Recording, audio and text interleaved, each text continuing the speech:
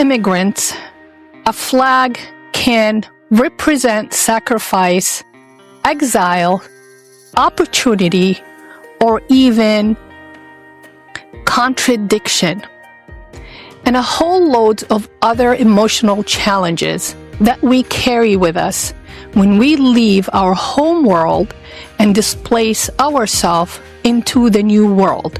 But what does it mean to build a life under another flag? And you guys might be asking yourselves that, why are we talking about this? This is silly. Flags are for kids. Flags are the things that we draw and we color and we learn in school and geography. But in this episode, what does it mean to build a life under another flag? Hello and welcome back to Chatting with Slava the Jordanian. I'm your host, STJ. And today we will be evaluating and analyzing the history of flags and link it to what it means psychologically to live under one flag, but also carrying another in our hearts as immigrants. So we decided today to bring back Haitham, as he is the flag expert, and I am a student of history. So I couldn't think of anybody else that can answer a lot of the questions that I have about flags. I love reading about wars and kingdoms and empires, even colonial, as much as it has such a bitter and sour taste in our mouth. The colonial era is fascinating because literally back then, what I learned is to conquer is to stick your flag and claim that land. And then you can build whatever borders you think they are beneficial economically for you, and to build rules, regulations, and laws just with the flag. That's how powerful it is. But I would like to take an extra step on that thought and say that as immigrants, we honor our flag. We honor our heritage that created the flag. It is a symbol of unity. It is a symbol of identity. But when we displace ourselves, either by design or by default, we need to master an unlimited mindset that we are going to exile ourselves and sacrifice for a better life and follow certain rules and new laws in the new world that is under that new flag. So let's jump into it. And thank you, Haitham, for coming on again. I am so excited because I got a lot of questions for you. So what I would like to do is to start with my first question. I like to start from the beginning. One of my strengths is to really reflect on the past, and that's how I learn and process the world and around me and understand why things are happening the way they're happening around me. So let's start all the way back in history and ask this: when did humans first begin using flags, and what purpose did they originally serve the flags? Yeah, so thank you again for having me. And one thing that some people don't realize is the study of flags is called vexillology. So it's an odd word for it, but there's kind of a reason, and that term goes back to actually the 1960s, 1970s. But the first, we could say, proto flag, or the idea of it seems like it goes back to ancient Egypt with what they call vexilloids that they now coin. And before people used cloth, some symbols that were used were on wood or animal skin. Sometimes feathers would have been used, and the main people that used it were generally kings in these regions, especially in Egypt. And later on, it went from just royalty to military related. That, before there were banners, sometimes it was a staff. So staffs are a little older, and maybe they had feathers or hairs on it, or another type of metal showing a symbol or carving. So that way troops can rally behind it, or this is a marker of where they should station themselves. So that's a proto flag, but the first time we really see cloth being used is in China. Actually, this is, maybe we'll say 3,000 years ago. The reason China is a big one is because this is where silk was invented.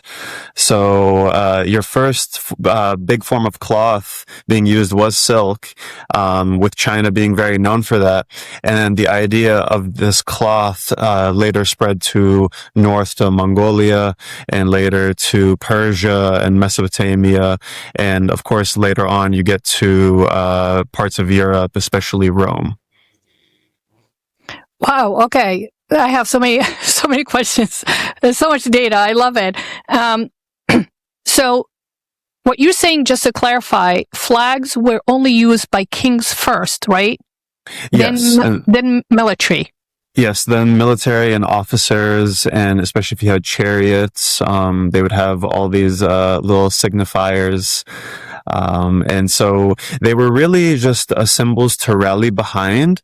Before necessarily they were a symbol of a nation or a people. It was really a symbol of who I follow.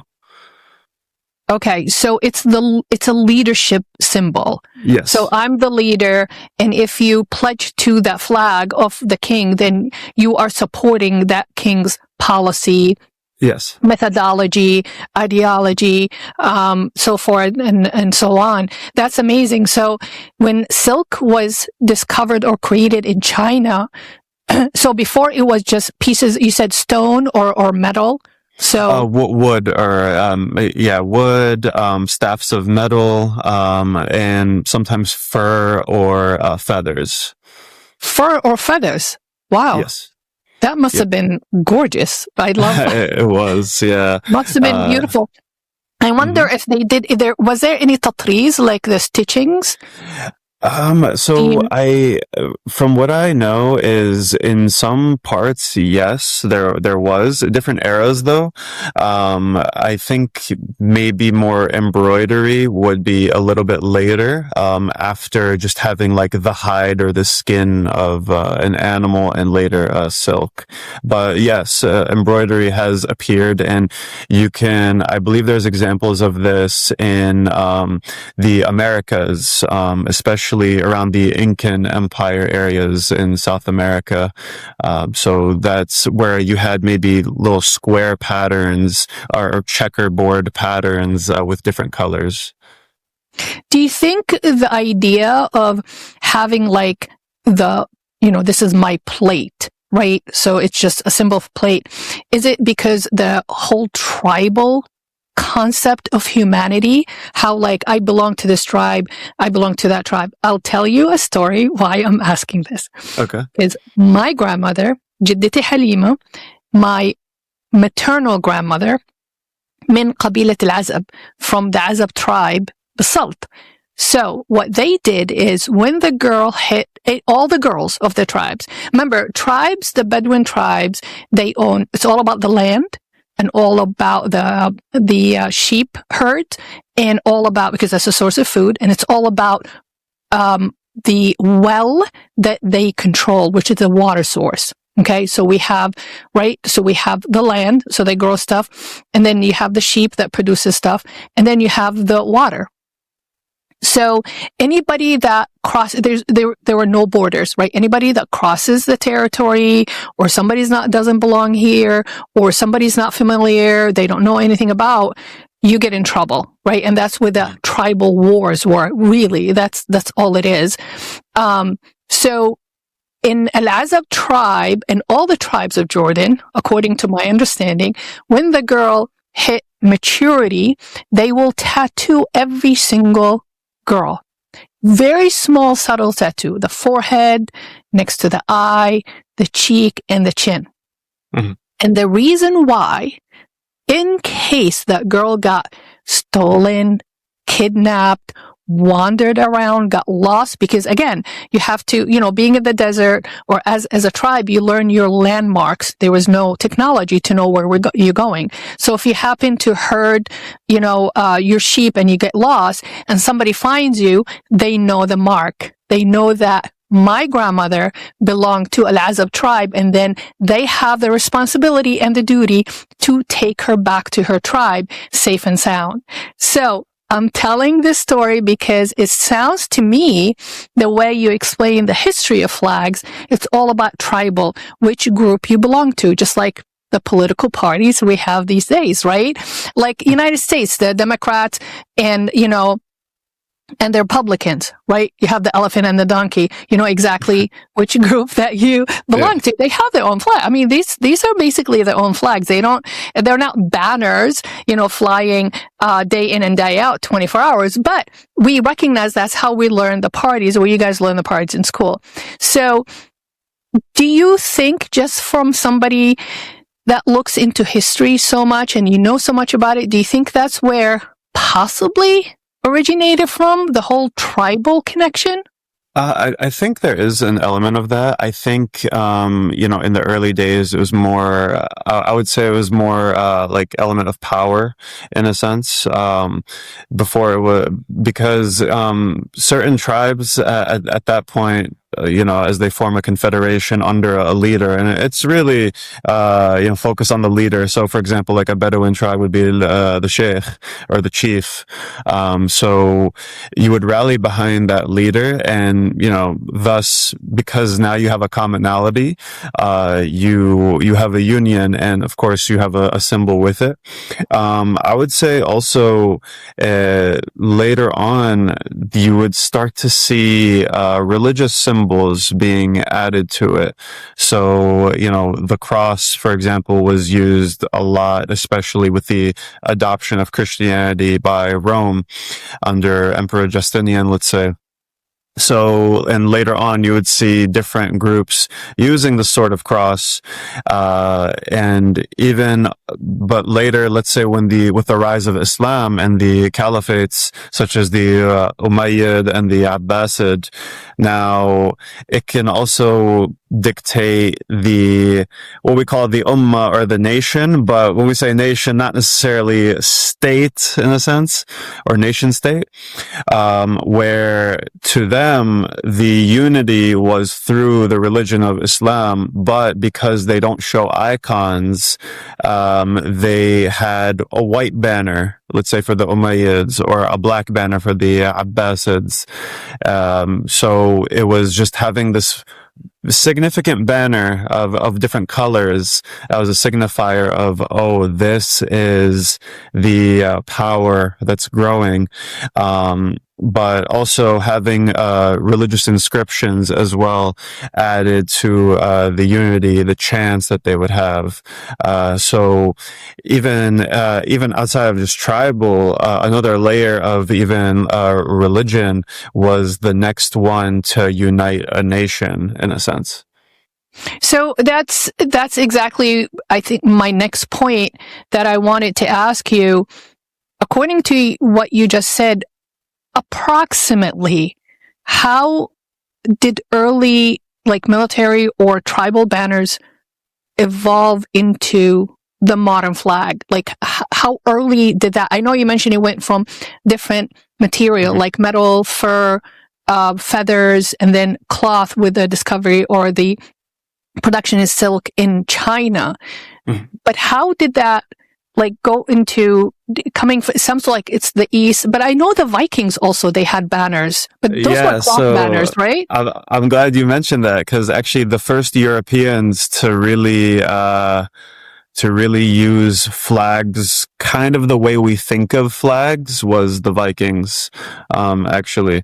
So of course there were little banners and parchments, but I guess closer to a civilizational or just just having a flag, let's say, on a ship. So that's the next aspect, is ships. Ships changed flags, and flags changed ships as well. And so the Vikings were especially known for their huge ships, especially if you go to any museum in Sweden, let's say, or Norway. So with, I think a lot of things changed by, let's say, the, 8th century, and that, having more banners that you saw with colors and especially religious symbols. But then you also, I think by the 11th or 12th century, now people are tying their identity a little bit more to it, but also now cities are starting to have their own flags. So especially, like I said, with ships, now you're going to dock at a port, especially, we'll say, on the Italian peninsula and the Mediterranean, because before Italy was unified, there was a bunch of little city-states. And we'll use Genoa as an example. Genoa was the first place on the Mediterranean to really have its own, city flag, in a sense. So when you're docking your ships, now you know who you're trading with. You know where you are. There's a marker that, hey, I see this flag. This is, let's say, in Northern Europe, this is Bremen in Germany. This is Saxony. This is Tallinn in Estonia. These are, like, I am where I'm supposed to be. These are the people I'm trading with. So now you have city signifiers, and, we mentioned that flags especially had a royal connotation. But if we fast forward, let's say, to the 1700s and then the 1800s, we have two big revolutions that actually changed flags, and that was the French Revolution and the American Revolution, actually. So the French tricolor, that's blue, white, and red, that was a symbol of being a republic, as opposed to a kingdom, where French symbols included the fleur-de-lis, those little flowers with the three prongs on it. So now flags are becoming a little more simple. Some symbols included like animals or religious symbols, but now some of these are being associated with royalty. So now we're drifting away from that for more republicanism. And, also a larger part of the age of exploration, age of colonization, and you mentioned earlier of sticking your flag in the ground. Now these new republics are also, spreading these ideals and adding their flag. And one of their big moments is having these symbols on ships. Ships basically created the modern understanding or modern look of flags that we know, that rectangular shape where you see that, this is, the Spanish Empire, this is Portugal. So ships had a lot to do with the development of flags. It's interesting, though.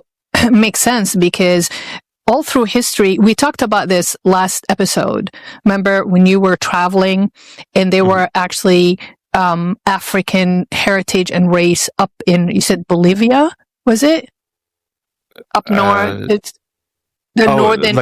Like indigenous flags you're talking about? No. Like actually indigenous. You said that there was African race people, right? Up north, northeastern Europe, when you were in one country. I remember that specifically. And I said, I said, oh my God. And you said, yeah, because of the slave trade, or was it Malaysia? I don't even remember. Anywho, what I'm trying to make the point is trade, right? The trade route. I'll give you a big example. Rasul alayhi salatu wasalam, before he settled down and before he met his first wife Khadija, he was a tradesman, right? So he had the Tariq al-Sham, right? And into Asia, and that's where he traded. So he spent 20 years on the road before his prophecy. Right? Yeah. Now, think about that. The influence he got, he met Buddhist monks, That's what I learned in Saudi Arabia. I don't know if you guys learn all that stuff. Sure. And remember, my Islamic teaching in Saudi Arabia was very intense. We had 7 classes of Islamic religion a day. Or a week, sorry.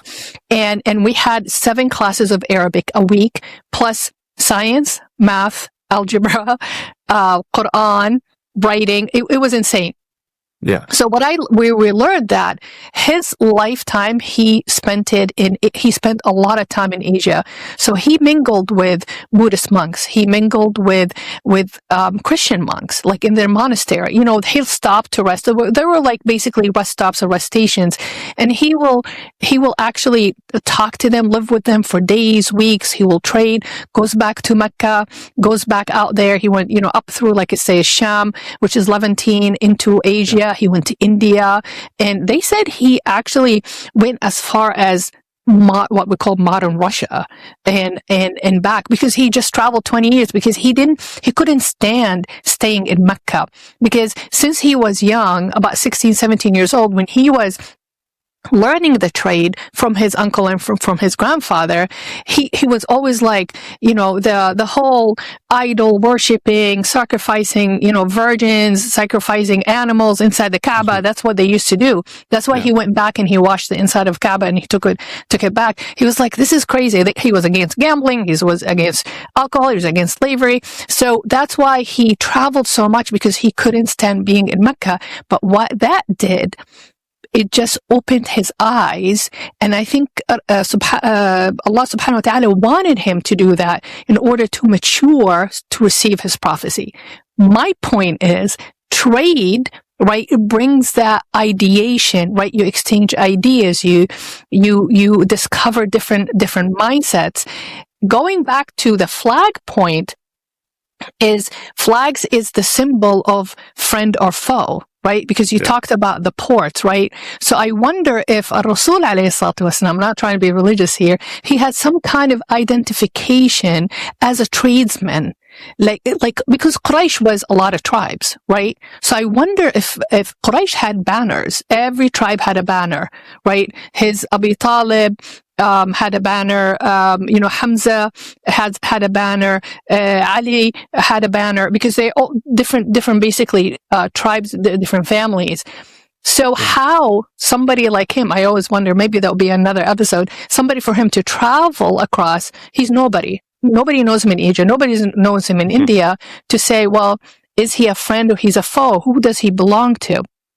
So that alone, trade, going back to my point, trade, as the ship is docking, or you are on camelback or horseback, traveling through earth for trade, it makes sense. You have to, it's almost it's like flags where your ID, like your license, your ID, your permission to say, okay, you can come into this country. You're not going to cause problems because I know you belong to that tribe. I know you belong to that city.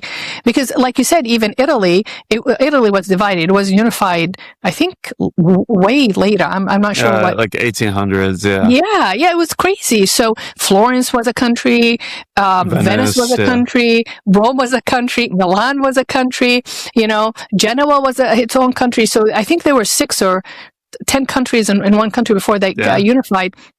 And that's why they were fighting. Like, if you know probably about the Medici, they're constantly fighting with Rome and the Vatican. But my point is, we forget that the human mind saw an importance or necessity to create that identity. And because who are you? How can I trust you? There was no phones, there was no technology, there were writings, but there was the symbol, because not everybody read and wrote. Rasul alayhi salatu wasalam, he was illiterate, right? So symbolic belonging or symbolic identity with flags was really important as a protection method, as a tool, like I said, to differentiate who your friend or your foe, whether you are okay to trade with that person, are you okay to shake hands and be a partner, give their money, give their land, trade, even just exchange ideas too. Can I trust you? That's what the flag was saying. Do you agree with me? I definitely follow. Yeah, that makes sense. It's probably, honestly. you're like, Dr. Slava, it's really interesting. Get used to it. I'm the kind of person that, trying to put a spin on things, because again, our series is all about mastering an unlimited mindset. And that's what I want our audience to open your mind and look at things differently. And you're going to see absolutely beautiful, beautiful things. Now, that brings me to my next question. What makes a flag design successful historically? Because through history, as you know, some countries, some empires, many kingdoms, many, regal governments, they were a lot more successful. Of course, there's so many different reasons, but they were a lot more successful than others. And they stayed on, like the Islamic Empire just in Europe, but all the way towards Spain, with 800 years. Yeah. Islamic Empire ruled Greece. The Ottoman Empire, the Turks, ruled Greece for 500 years. Yeah. You know what I'm saying? So that must be that pledging the allegiance to somebody to keep control for 500 years or 800 years. It must be impactful. So what makes it more successful than others in your opinion? So I think in terms of let's say what makes something impactful, and I think this could be good or bad. If we're saying from the empire end, let's say, so for example, the Ottoman Empire example that you said, and I'll use their control over Eastern Europe. So you have areas that are not, they were part of Byzantium, the Byzantine Empire, which at that point the Ottomans ended, basically, when they conquered Constantinople, later Istanbul. So I think it's it is part of it is domination. So these are areas that maybe they were part of the Greek sphere and religiously the Orthodox sphere.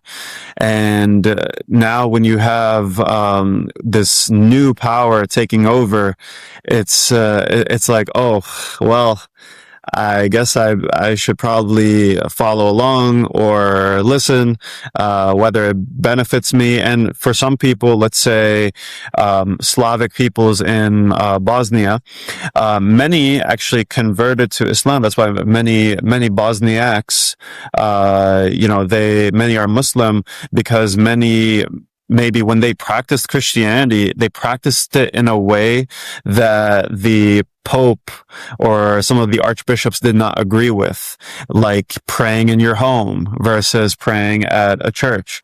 And since many were poor farmers, they thought, oh, maybe conversion will ascend me to, going from nothing to, oh, now I can own this, or I can have some sort of level.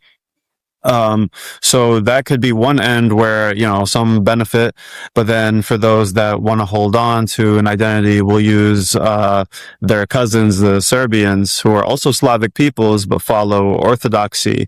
For them, living under that rule was very difficult, because they felt, oh, I don't want to give this up, but it's very difficult. So it's when you're under a large banner, you kind of know your place. So it's either I kind of follow along and try to adjust, or if I really try to preserve what I have, then I have to kind of go against this. And this is where, nationalisms develop, and with new ideas, you also, like we mentioned, from royalty to republicanism, you get a new symbol to show that, which is, in most cases, a flag. I hope that answered your question. I went like a lot of places. No. That's why we're here. We wanted to, and it's, I don't think it's fair to say that we're going to cover everything today, because you can go down so many rabbit holes, and I hope you come back to finish the discussion. Yeah, we're going to need probably more than one episode. But so we tapped into identity. We tapped into how flag is a symbol of communication, symbol of relationship, leadership, pledging allegiance to who are you. And that's what, it's basically like voting, you know what I'm saying? But without the modern system of voting. But what's interesting, you said that, the French flag, the red, white, and blue, it's the symbol of the republic against the French monarchs. Yes. United States has the same color too, because they're against, the colonialism, not colonialism, but against the King George. British monarchy, yeah. British monarchy, right. But the Union Jack is red, white, and blue. And that is a constitutional monarchy still. So that's interesting. What do you think of that? Yeah, so I think red, white, and blue has generally been associated with in our modern understanding with Western hemisphere, we could say Western ideals. But what's interesting, at least with the Union Jack, is we're going to tie the religious aspect to it. The Union Jack is made up of 3 crosses, pretty much.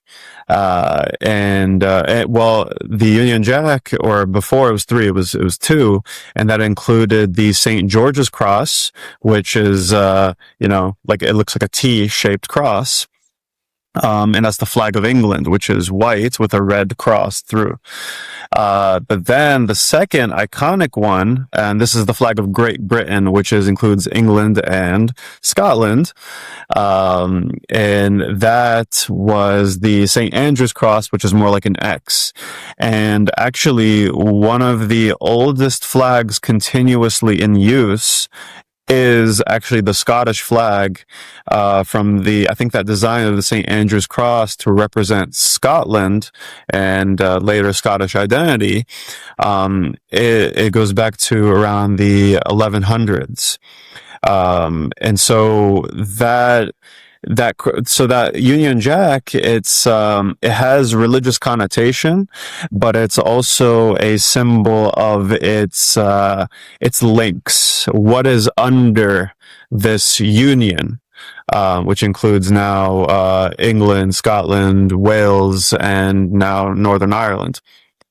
And it's interesting, another branch off, I will say, for the religious connotation is actually the oldest continuously used flag for a state, for an actual full-on country, is Denmark, actually. They call that design the Dannebrog. And it has a legend behind it that when the Danish were fighting the Estonians, that, they were losing this battle. And, again, it sounds very biblical, but a banner fell from the sky, from the heavens, and it was a white banner soaked in their blood, and it had a cross. And so that flag, the current Danish flag, is the oldest continuously used flag for like a modern country that we can think of. It's Denmark, actually. I think I kind of wanted to circle back to your other question of what makes a flag iconic. It's now, in a simple sense, it could be simple colors, but something like a design that really speaks out. Something that when you see it, you think that's the one. And the Union Jack is a very iconic flag. But I would say, let's say the Lebanese flag with the cedar tree, that when you see it compared to maybe the other flags of the Arab countries, especially in the Arab League, they don't use the pan-Arab colors. They use a symbol related to land of the cedar tree. The cedar tree was generally a symbol for the Maronite Christian community of Mount Lebanon. But later, with the modern day, after the 1920s and later independence in the 40s, it became the symbol of Lebanon, of its many different groups who, even if they're not Maronite Christian, they wave that flag proudly, or they use the emoji, let's say. So having an iconic symbol that's like when you see it, that makes a good flag. So having maybe simple colors, an iconic design, and one other concept they mention is something that a kid can draw. Yeah. It makes sense though, because it's an easy, that's smart, because it's easy to teach. But the whole banner falling from the sky, my fear is aliens. Yeah. And by the way, Denmark's not the only country that has a story like that of some symbol falling from the sky. It's a sign. It's a sign, that kind of thing, So in your opinion, or this is actually a fact, that the Danish flag is the oldest continuous design. Yes, the oldest continuously used country flag for one place is Denmark. But if you want to talk about a design for a place Scotland is considered like a country, not like a full-on state, because they're under the UK sovereignty. Then the St. Andrew's Cross to represent Scotland is maybe like a century older, but we're going to say for like a state, an actual state government, nation state of the Danish people in Denmark, that is the oldest continuously used design, because it's about 700 years old, that the Danish still used for 700 years. Well, I'm surprised, because I thought it would be the Dutch, because the Dutch were brutal. Colonial force, they're the one who introduced slavery to the world. I'll add to that. The Dutch flag is interesting because not only were there flags for the country, and I mentioned the ships, but there were flags for companies. And the biggest, most profitable company in existence was the Dutch East India Company, or the VOC is their abbreviation in Dutch. And that was the company that did a lot of the Dutch colonization, especially in Indonesia, where it was orange, white, and blue, before later on the Dutch switched the orange to red. So even in the Netherlands, waving Dutch flags, it has different connotations. If you wave the orange, white, and blue flag, it's a testament to the peak of the Dutch Empire, let's say, while the red, white, blue is more modern Netherlands, maybe less, I guess you could say aggressive, sign.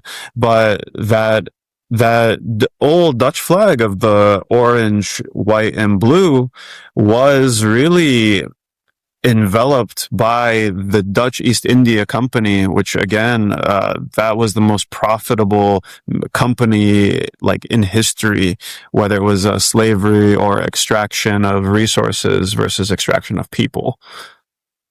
That's great. Do you know what? Because I read, speaking of orange, it's my favorite color, by the way. It is. But do you know what was the king? William of Orange? Is it? William of Orange, yes. Why orange? I tried to research that. There is no origin. Nobody knows why he was named that way. Do you have a theory? That's a tough one.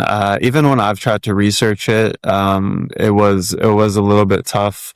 But I just know that orange is very significant in the Netherlands. Even if you see their football team, like in the World Cup, their uniforms are orange. Yeah, so it's very significant.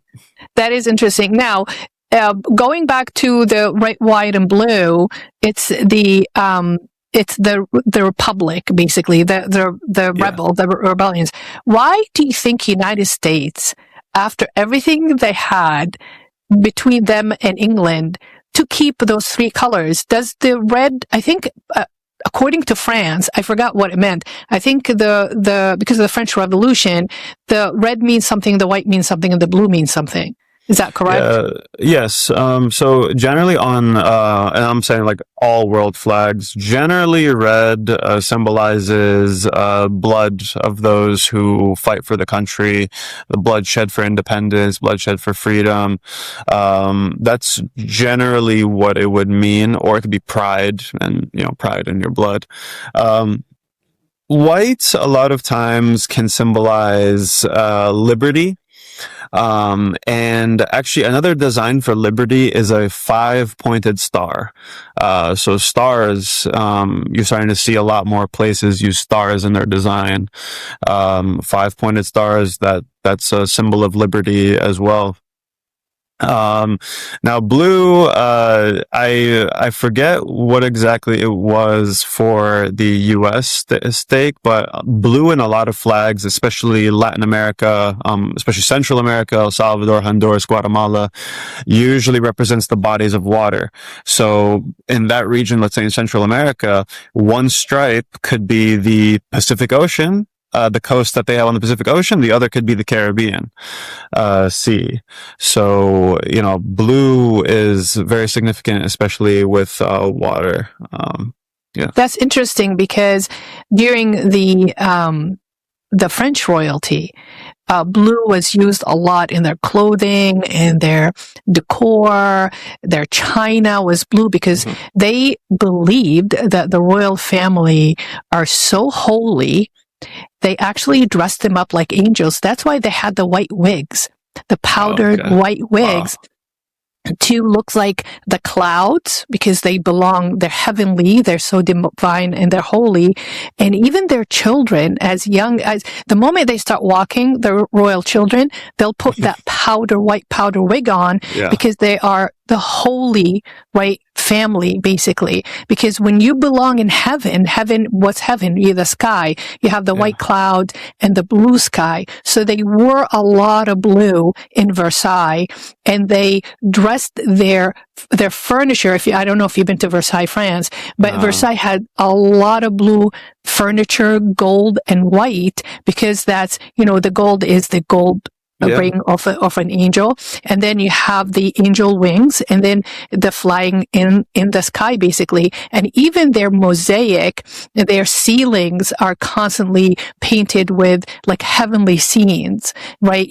God or angels. Like if you go into a lot of the old European, especially in France, the old palaces, when you look at the sky, even the ceilings and even their wallpaper, there's a lot of angels. There's a lot of sky imaging, because they were just so holy and above and beyond. They're the closest thing under God, basically. And that's interesting. But blue, you're saying in other flags, symbolizes water. Right. Yeah. So it's the coast and water. So that's the opposite. Now, going back to Lebanon, just for our viewers and our audience to understand, Maronites are Catholic Christians, right? Yeah. In Lebanon. Okay. So it's interesting how they chose the tree, right? Shajarat al-Arz, instead of a symbol of Christianity, which is a cross. Right. So they felt like they are more connected to the land more than anything else. Yeah. Because, go ahead. Especially being on Mount Lebanon. Mount Lebanon, before our regular idea of Lebanon, using Lebanon, the word Lebanon usually meant Mount Lebanon. And then by the 20s of the French Mandate, when they cut, the borders of Syria, Lebanon, and they were going to do more even within Syria, basically the Mount Lebanon region was married to the coast. It was like the Jabal, the mountain of Lebanon. Mount Lebanon was married to Beirut, and that was put together as the new greater Lebanon before its independence in the 40s as the Lebanese Republic. I see. So that's why when I started this episode talking about borders, talking about, I think we said that in the last episode. Remember, I said when we traveled from northern Austria, south of Austria into northern Italy, how they changed the borders after the World War II. Now, Palestine. Can you share with our audience the significance of the Palestinian flag colors? Yeah, so Palestine, along with a few of the other Arab nations, the colors, those colors, the black, red, white, and green, are known as the Pan-Arab colors. Now, this design, especially with the triangle, was popularized by the Arab Revolt under the rule of the Sharif of Mecca, and with against the Ottoman Empire to, with the promise by the British that they'll be granted a independent Arab kingdom, if he helps them. Didn't happen. But the thing is with the Pan-Arab colors, and that's what we have to understand first, is, before 1916 or 1917, when those colors were fully established on one flag, during the Ottoman Empire, there were, young Arab societies, like at the Al-Fatat Society, of course, young Arabs. There were nationalist groups in a sense, and the thing is, many of the Arab provinces of the Ottoman Empire, it wasn't necessarily that they wanted independence at first, and we're talking 1800s to World War I. It's not necessarily they wanted independence, but they wanted more autonomy, because by this point, the Ottoman constitution changed. There was a Young Turk revolution, and it seemed like the Turkish language and the power of Istanbul was going to overshadow what was left of the empire, which was the Arab provinces. The Ottoman Empire lost North Africa, they lost Eastern Europe, and what was maintained, which was the Arab provinces in Bilad al-Sham, Hijaz region, and Mesopotamia. Now these guys are under a lot more pressure. They don't have as much representation. So, it started of Arabs wanting autonomy, but later on, ideas of independence when we get to the 1900s. And this organization, they used a flag that was three bands. It was green, white, and black. And the thing is, these represented the early caliphates and their banners. Which the green was the Fatimid Caliphate, which rose from Tunisia and made Cairo its capital. The Umayyad Caliphate, with the white, which had Damascus as its capital, and the Abbasid Caliphate with the black color, with Baghdad as its capital. So it was kind of paying homage to these great cities of, the period of Arab rule, but also Islamic rule, because the rule of Islam shifted from mainly Arab to, after the Crusades, mainly either Circassian, Caucasian, and later Turkic as well. So those designs came about. And so when all these borders were drawn, this idea of a united Arab kingdom was lost on them, but the colors of the flag still remained. And so the new mandates that were created, this includes Iraq, which was also a Hashemite kingdom similar to Jordan. Their flag, instead of a red triangle, had a red trapezoid and two stars, like the Jordanian star. The new Emirate of Transjordan, they would put a star on theirs. Now Palestine, they mainly stuck with the one without a star, and this is around the 1920s. So it wasn't that it was the official flag of Palestine yet, but Palestinians, when they were using flags, they used that design that we see today.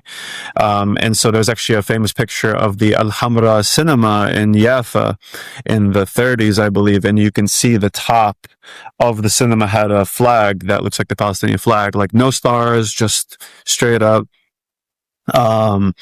It was more, and also there actually used to be flag proposals for Palestine in 1929, that, to counter the Zionist movement, which used exclusively Jewish symbols.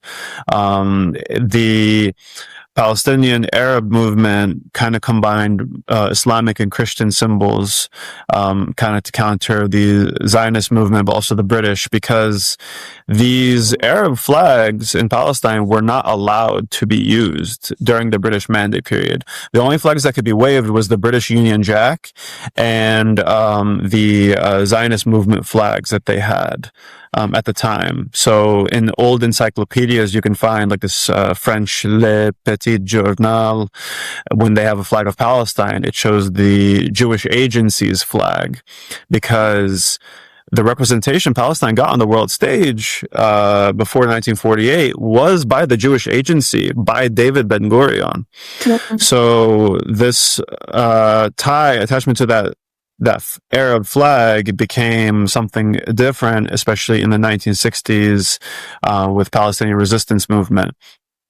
And later in 1967, when Israel occupied the West Bank and East Jerusalem and the Gaza Strip, the lifting of that flag was banned. And so Palestinians started to use the watermelon as a symbol because it had the same colors. So flags, at some point they were a unifying factor of multiple groups, but slowly with time and modern nationalism and different experiences people have, soon that symbol that was maybe wider became a little bit smaller. And while many Arab countries have those colors, it meant something different. It meant a symbol of resistance later on. Similar to, like, let's say how we have a kufiya. Many countries had it, but it means something different in the connotation, in the context of Palestine. So going back, you said that it was the green, white, and black. When did they add the red? Do we know the timeline? The red, so during the Arab revolt, actually, what the Hashemites used as a symbol, if they had a banner, was a red banner, actually. And I believe it had the Shahada on it, similar to a lot of Islamic related flags, being custodians of Mecca and Medina. And so the red was added around 1917 to an already design that existed with the Al-Fatat Young Arab Society in 1914. So they already had the bars of green, white, and black. And they had some, talks with, the Hijaz region, Sharif of Mecca. But those guys weren't as involved, I guess, as the Sharif of Mecca. So, it's hard to say whether, it was the British that added it, but the design without the triangle already existed a few years before. But I believe the triangle was just added during that time of the revolt. Cause, a flag has to symbolize something. A flag has to create a unity in some way. And this is fascinating because it's all about identity, right? So here we are, we're immigrants. And by the way, we gotta do an episode about fashion, especially the kufiya, what it means. And from your travel, do you know what I'm saying? I mean, I'm sure you've seen certain fashion items that, in certain countries, they are being worn everywhere. Of course, we'll start with the kufiya first, but that's another episode. But to live under, we pledge allegiance, we're American citizens, right? The American flag, right? We pledge American flag, but in our hearts, it's, for me, it's the really Palestinian flag. My Jordanian friends are going to be upset more than the Jordanian flag. I think because of my dad, but that's how I identify myself, even in social media. I'll say, Jordan flag plus Palestine flag, because that's my blood, me, right? So, and that's when you talked about, the red being the, your honor, your pride. That's, what you believe, who you are. Yeah. And it's just fascinating how we are, attached to that, because no matter where we are, no matter how we displace ourselves, no matter how far we are, we want that feeling of belonging, right? So, but I don't think we'll have time today to go into, like, as an immigrant, how does it feel as identity? And I think that, under two different flags. Like I said, the practical flag where we live, but in our hearts, we're constantly, we're proud of our own flags too. So, but we have reached the end of our hour. Haitham, do you have any, I know, what's the best source for anybody that's interested in that kind of thing, like flag, identity, design, history? Is it just all over the place, so they can find a lot of the information on your TikTok account like last time? Yeah. So, one good website I would check out, and it's not just any website. This is really a big flag encyclopedia website that's been around for a while. It's CRW Flags Inc. And they go through historic flags. They go through sometimes the person that designed it, what year, if there was a shade that was altered on a flag, which some flags have altered their shades, like Honduras went from dark blue to like cyan, which is a very light, pops out blue. They'll go through that as well. Alternative flags. Some countries actually have more than one flag that they raise at the same time. So CRW Flags is a good source that I would check out. It's very helpful. And thing is, with vexillology, one note I wanted to say is it's not something you major in school. You pick it up as you go. It's something anybody can get into. You don't need a degree for this, because there is no degree for it. So you just studying, you can become a expert, in your own right. So I recommend CRW Flags. Great source, great place to check out. If I have I have flag related playlists of both flag designs and flag history, and flag meanings of designs on my TikTok at Haithoomi, HAITHOOOMI. So that's another great place. I have the playlists organized, so if you guys want to look into flags, it's there too. That is awesome. And here we are. We have a live example of all people, Palestinian American, that is an expert flag. So if you guys want to be an expert, you can do it, because you just witnessed a whole hour and we haven't even scratched the surface. I would love to revisit, because like I said, I have gazillion questions. But remember, these episodes are uploaded weekly on Spotify and Apple by the Mindset Mastery Moments, and you can watch them on YouTube. Please share, and hit the notification bell. That way you guys won't miss any episodes. If you like our content, please support us. When people got together, crossroads, and sitting around in front of our phone cameras telling our stories. So I hope to see you next time. This is Slava, the Jordanian.